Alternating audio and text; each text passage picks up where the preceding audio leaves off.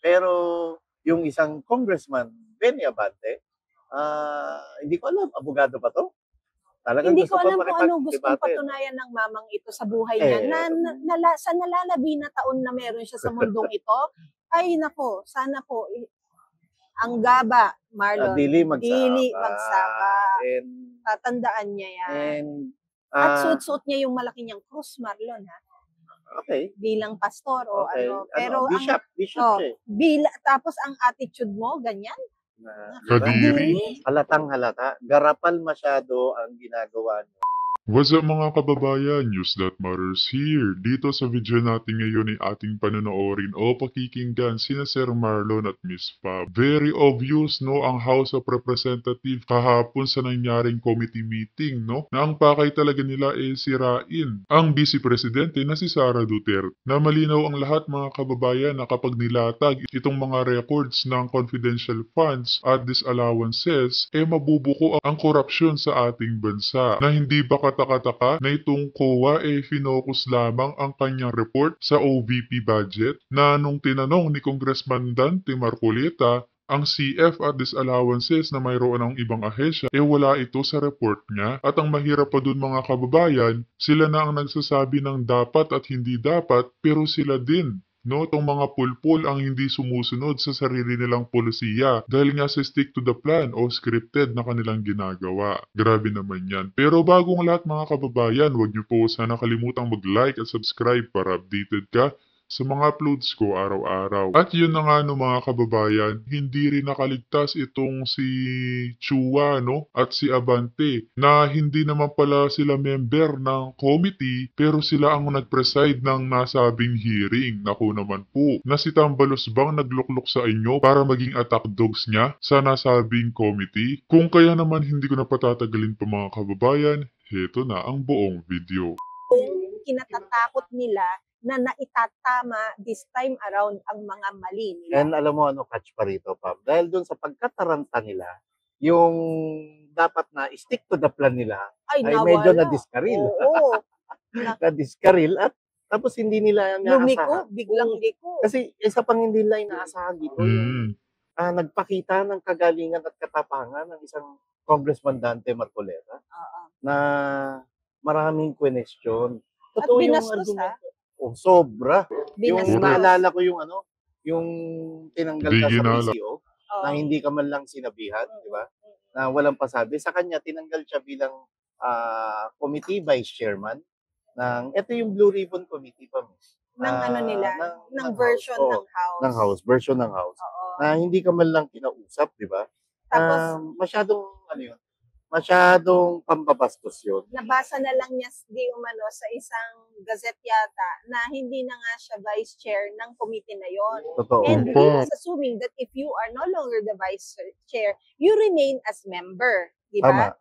Pero, ang sinasabi is, yung kanya palang appointment di umano ay pagiging vice chair lang. And that does not necessarily translate to his being a member kapag nawala sa kanya yung yung appointment niya yun. Correct. Saka inalimbawa niya, bakit yung kay Speaker Gloria Macapagal-Arroyo? Diba? She remained She a remained member. na naging at deputy. Oo. From deputy, ginawa siyang deputy. Tapos tinanggal ka ng vice chairman, tinanggal ka pa bilang miyembro. Why are we discussing this even Isa lang ibig sabihin nun na sadyang pulpul lang talaga tong mga nasa committee na ito. Kung napanood nyo mga last uploads ko mga kababayan, hinighlight ko doon ang mga pambabastos na ginagawa ng mga pulpul na kongreso kina Congressman Dante at VP Sara. Na kung hindi nyo pa po napanood mga kababayan, pwede nyo naman pong balikan sapagkat hinighlight ko ang mga eksena na nakakapukaw ng atensyon sa ating mga nakararami. if we are talking about Sara Duterte? It's because we want to establish the fact na ganyan sila walang karespeto sa tao, unang-una na, sa posisyon na ibinigay sa kanila at sa proseso nila sa sarili nilang tahanan. At kaya natin Right. establish yung ganitong klaseng premise, Pamela, kasi 2 days ago, malinaw yung sinabi ni Speaker Martin Romualdez na kailangan dumaan lahat sa proseso at kailangan kilalanin ang prinsipyo ng transparency and accountability.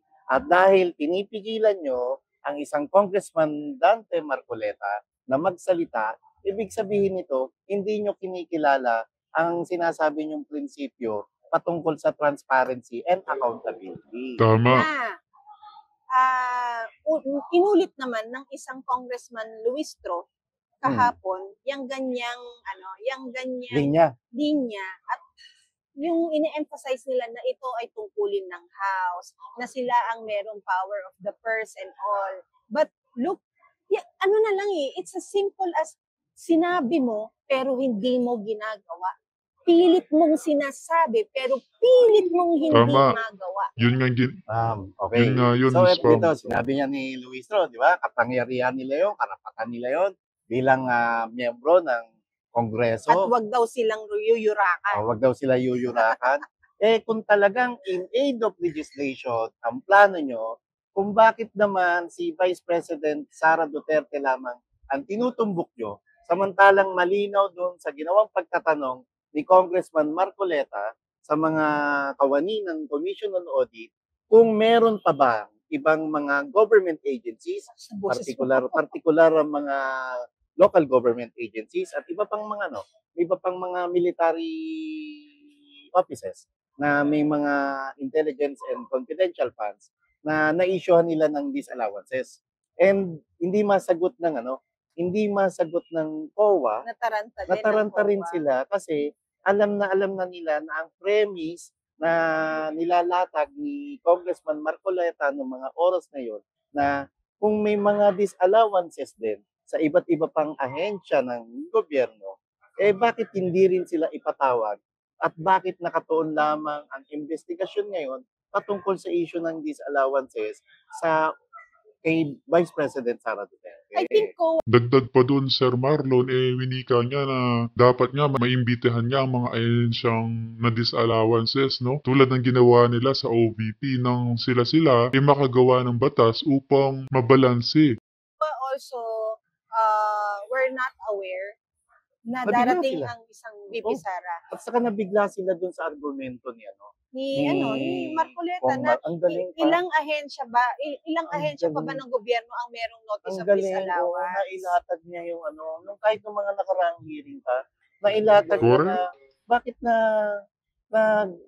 nagmamadali kayong busisiin ang isang Vice President Sara patungkol dun sa issue ng disallowances, samantalang August 24 pa lamang inilabas yung issue yun ng Commission on Audit, And she has tapos 6 meron months. siyang 6 na buwan na para sagutin ito, tapos hindi pa nga nasasagot dun sa partikular na ahensya ng gobyerno na siyang tunay na may karapatan para pagpaliwanagan ni Vice President Sara Duterte, ay ito ang mga attack dogs.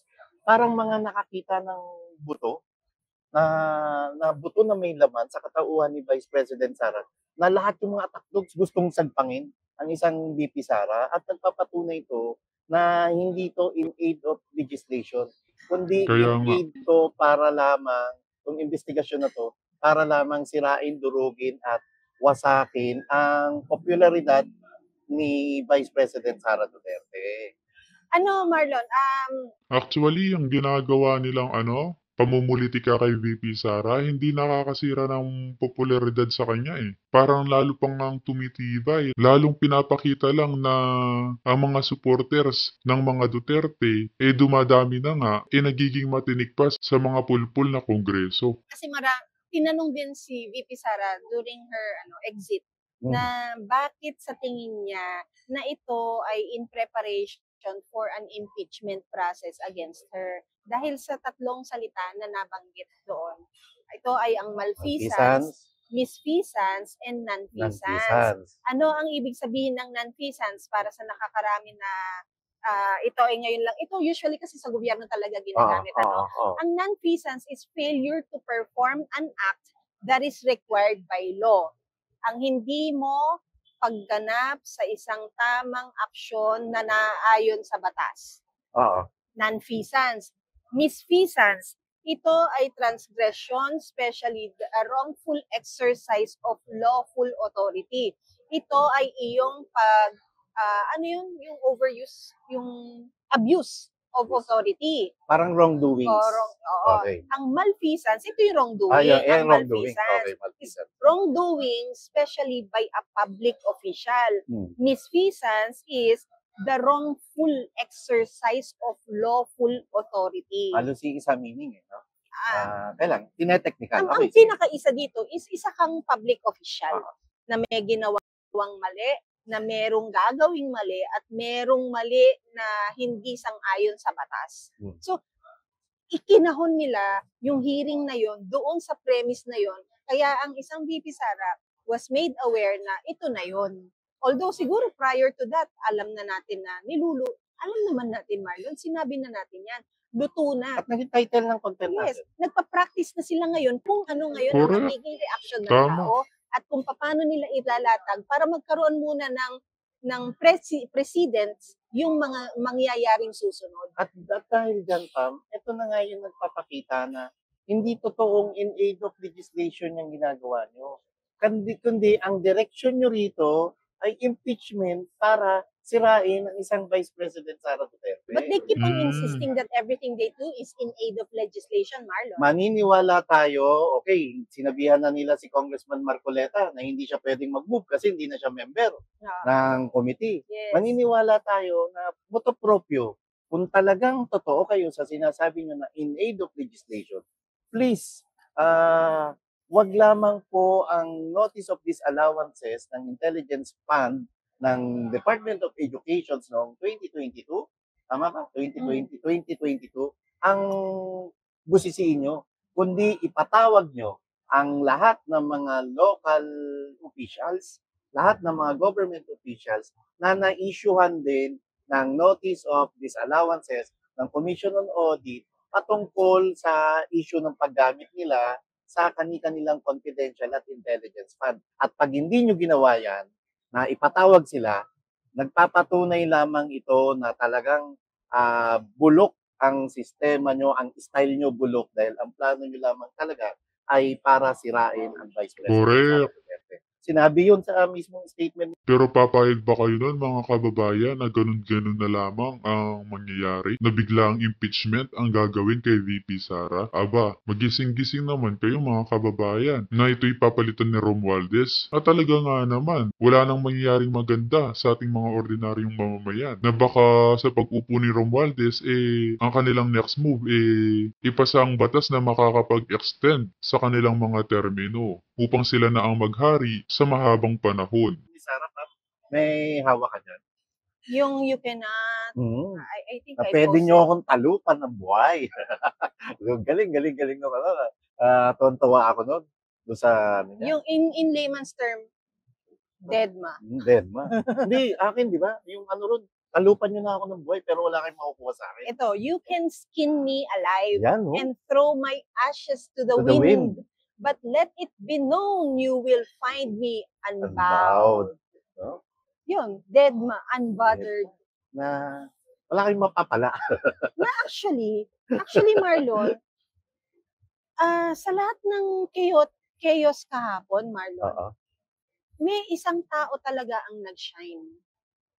Ito ay si VP Sara dahil nabanggit din naman sa report niya, Marlon, na nung siya ay nag-excuse na para lumabas at mag-exit dun sa inquiry na yon, in-approach niya ang kanyang mentor or ang kanyang mabuting kaibigan na si GMA. At ang sinabi, Marlon, wag na ho kayong magpaka-stress. Kaya ko po ang sarili ko. Okay po ako. The same message na ibinigay niya nung siya ay nag-approach sa isang Marcoleta at sinabi niyang, okay po ako, salamat po. Wag niyo na po akong ipagtanggol. Pagpapakita ito ng pagbibigay niya ng gratitude, no? Sa isang taong hindi lamang siya tinutulungan, kundi sa mga taong nagpapahayag lamang ng katotohanan at nagsisiwalat ng kabulukan sa mababang kapulungan. At alam mo ba kung anong pinapakita nito, Marlon? Ano? Na siya ay pinalaki ng tama ng kanyang mga magulang. Mismo. Kahit pa nung alam siya, na kasi kung bastos ang isang Kung brat siya. Sara, yun nga, doon nga papunta, kung spoiled brat siya, at kung talagang bratinela siya, hindi niya na kailangan humingi ng 1 minute suspension. Tapos magpapaalam dun sa chairman ng committee, si Joel Chua pala 'to, Oo. si Congressman Joel Chua, dapat tumayo na lang siya at Oo, tsaka nagmukhang nag-exit, nag-walkout. no? Pero Oo, hindi, nag-walk nagpaalam out, siya. nagpaalam. Nagpaalam siya. Ang nakakatuwa dun sa committee kahapon, ang dami pang mga abogado ro'n na hindi naman mga umepal dun sa argumento ni VP Sara. Pero yung isang congressman, Benny Abante, hindi ko alam, abogado ba 'to? Talagang Hindi gusto ko pa alam kung anong gustong makipag-debate 'no? patunayan ng mamang ito sa buhay niya Eh, sa nalalabi na taon na meron siya sa mundong ito. Ay nako, sana po ang gaba, Marlon, dili dili magsama. magsama. And Tatandaan niya yan. and At ah, suot-suot niya yung malaki niyang krus, Marlon, ha? okay, Bilang pastor o okay. ano. Pero Bishop oh, siya, tapos ang attitude mo, ganyan? na Kadiri. halatang-halata. Garapal masyado ang ginagawa niyo dahil, hindi Correct. naman bobo ang mamayang Pilipino. Ang direksyon talaga ng imbestigasyon niyo ay hindi para gumawa ng batas, kundi ang direksyon niyan ay sirain ang VP Sara patungo pa sa impeachment.